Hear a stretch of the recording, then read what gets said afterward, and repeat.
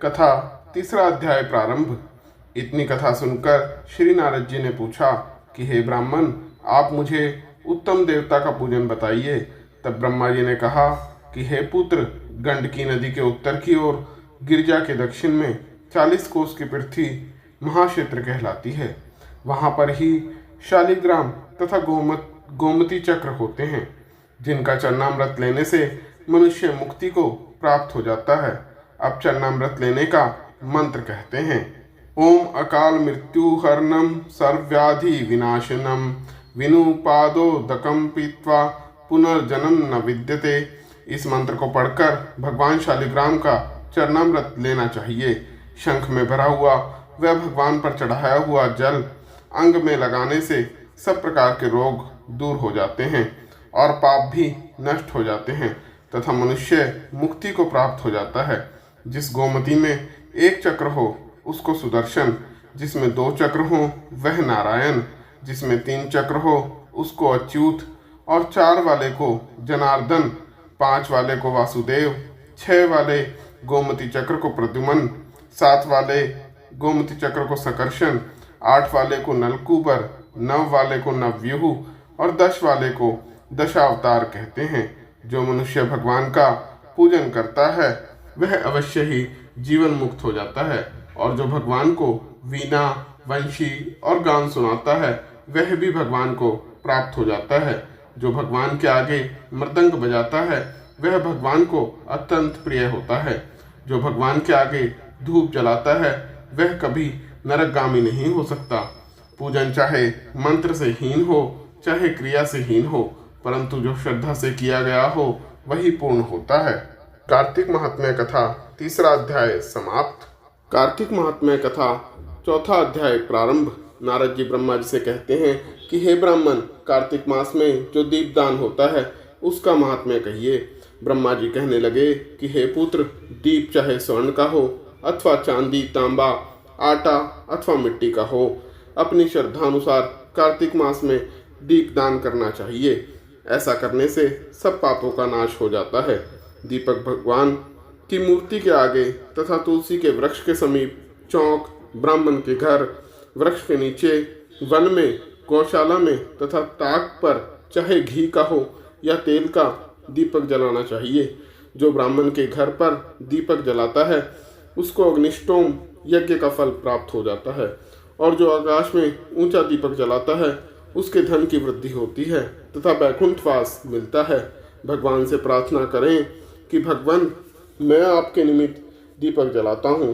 कार्तिक में मथुरा, माघ में प्रयाग, वैशाख में हरिद्वार का वास अति उत्तम होता है। जब सूर्य तुला, मकर और मेष राशि का हो, उसमें किए गए व्रत, नियम और पूजा बहुत अधिक फल देने वाले होते हैं। इन मासों में अच्छे कर्म करने से पापों का नाश हो जाता है। जैसे सूर्योदय से अंधकार, वृक्ष से पर्वत, गरुड़ के भय से सर्प, पवन से मेघ, ज्ञान से दुख, सिंह के भय से मृग, वैसे ही मथुरा के दर्शन से सब पाप भाग जाते हैं।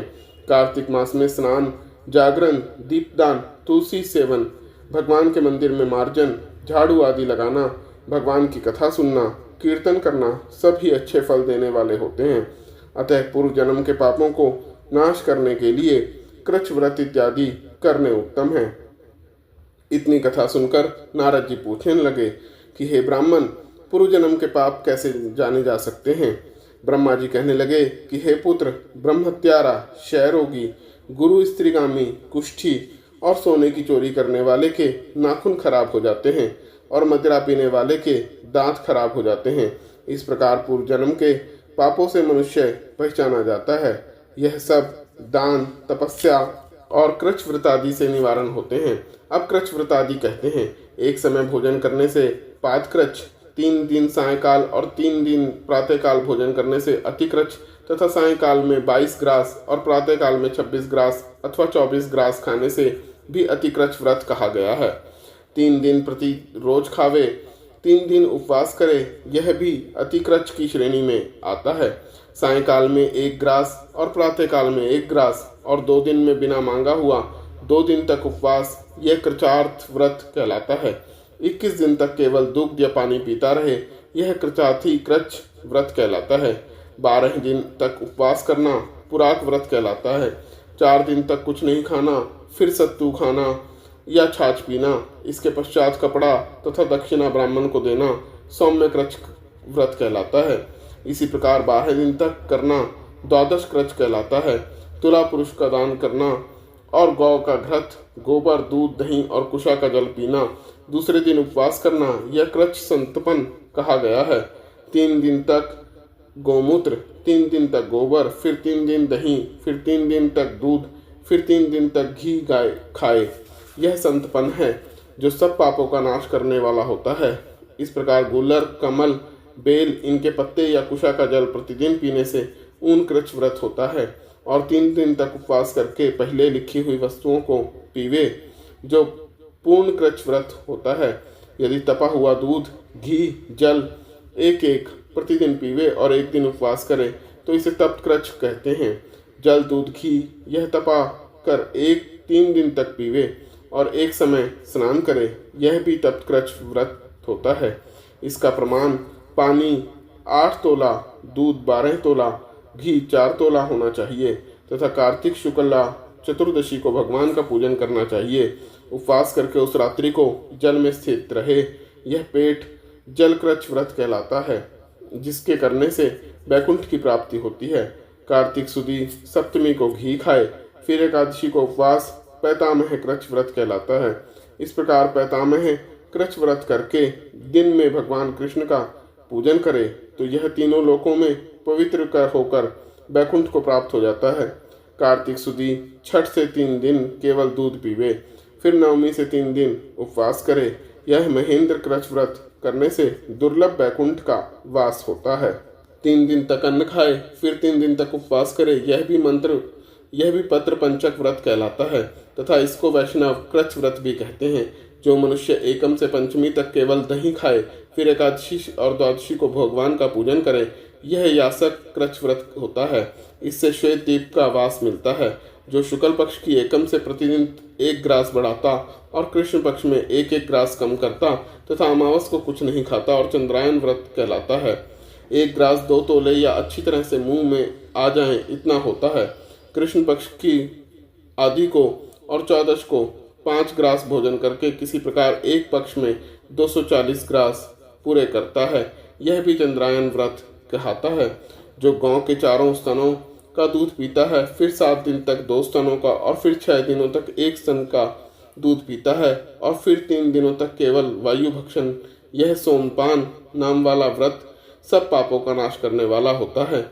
गेहूं और चावल की कांजी, दही, दूध, घी, पानी और पंचगव्य, यह सब चीजें नियम पूर्वक कार्तिक के मास में खाने से साप्ताश क्रच व्रत होता है। इसको करने वाला मनुष्य विष्णु लोक को प्राप्त हो जाता है। बेल, पलाश, गुल्लर का काढ़ा, गर्म दूध पीकर एकादशी व्रत करने वाला द्वादशी को पारण करे तो बैकुंठवासी होता है। जो आदमी कार्तिक सुदी सप्तमी, अष्टमी, नवमी और दशमी को जल कमल को खावे, फिर एकादशी को उपवास करे, इस लक्ष्मी व्रत को करने से मनुष्य लक्ष्मी का पात्र होता है। इसको करने वाला भगवान के बैकुंठ लोक को प्राप्त होता है। प्रातः काल में 4 और सायंकाल में इसको खाने से शिशु चंद्रायन व्रत कहलाता है। कार्तिक सुदी 14 को विधि पूर्वक ब्रह्म क्रूच व्रत और गौरी का पूजन करना चाहिए। इसकी विधि कहते हैं, गौमूत्र, गोबर, गौघृत और कुशा का जल लेकर यह सब मिलाकर पंचगव्य अथवा ब्रह्म क्रूच होता है तथा लाल रंग की गौ का मूत्र, श्वेत गौ का दूध, नीली गौ का दही, काली गौ का घी, यदि यह ना मिल सके तो दूसरी तरह का भी पंचगव्य हो सकता है। इसका प्रमाण यह है कि गौमूत्र 8 मासे और गोबर 19 मासे, दूध 12 मासे, दही 10 मासे, घी 8 मासे तथा कुशा का जल 4 मासे। गौमूत्र गायत्री मंत्र पढ़कर लेना चाहिए। गण द्वारा यह मंत्र पढ़कर गोबर, पै पृथिव्याम पढ़कर दूध, दधिक्रावनो मंत्र पढ़कर दही, तेजोमसी मंत्र पढ़कर, दवस्येति मंत्र पढ़कर कुशा का जल लेना चाहिए। इसको कुशा के पात्रों में रखकर विधिव्रत हवन करना और वेद के इन मंत्रों से आहुति देकर हवन करना चाहिए। इरावती इद विष्णु विचक्रमे श्रवती मंस्तोक शवती, इन मंत्रों से आहुति देकर बचा हुआ घी पिएं। घी पलाश के पात्र, स्वर्ण पात्र या चांदी के पात्र में पीना चाहिए।